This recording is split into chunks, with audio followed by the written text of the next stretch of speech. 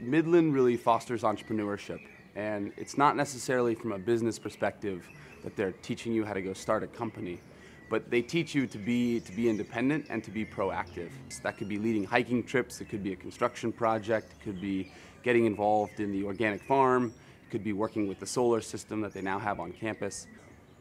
So after I graduated from Midland, I attended UC Berkeley, and I wandered into a class on sustainable energy.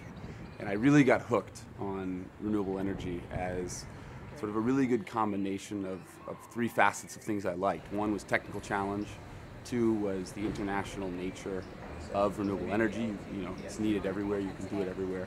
And third was the sort of the greenness, the environmental friendliness of that technology. And within that, I particularly was interested in wind power. Is there anything else you wanted to cover?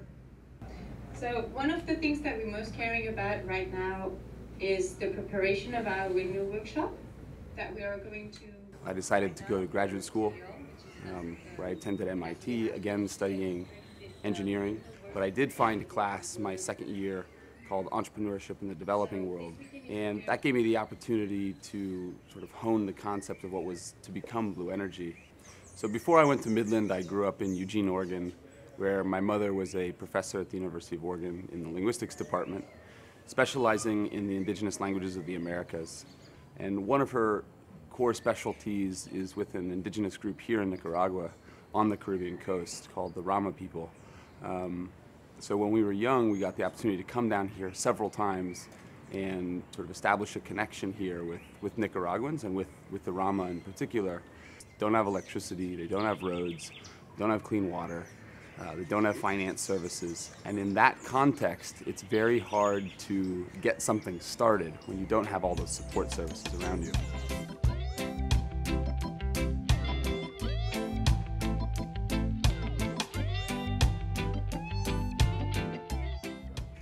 So the original Blue Energy business model at the beginning was to build small wind turbines locally here in Nicaragua that we could use to power ultraviolet water purification systems.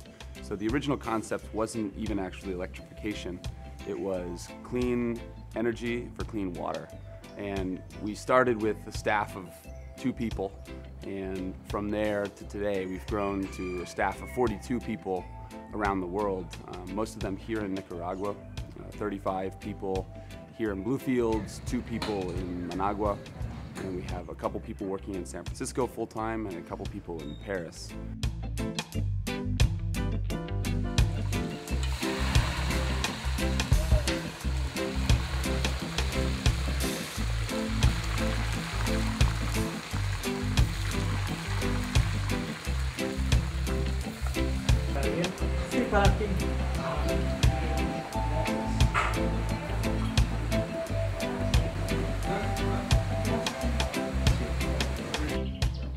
So within Bluefields, we have a few different facilities. The main one is Casa Blue Energy, where the international volunteers live, where we have our administrative offices and also kitchen facilities. We also have a few other houses in the neighborhood that house more international volunteers. And just a short walk down the road, about a 10-minute walk down the road, you have where all of our production facilities are and our research takes place. One of the central themes of Blue Energy is the local production of our wind turbines here in Nicaragua at our production facility on the Inatec campus. And the reason that we do produce these locally versus importing wind turbines from China to the United States is because we're trying to build the local capacity in this region for renewable energy. And that means being able to produce, being able to operate, being able to maintain these systems beyond installation. And the philosophy is if they're able to build it, they're able to fix it. So you have the body of the wind turbine out of metal, you have the alternator mounted on top of that, and then you have the wood blades that are mounted on top of that, and then there's a tuning process to balance the machine, and then it's ready for testing.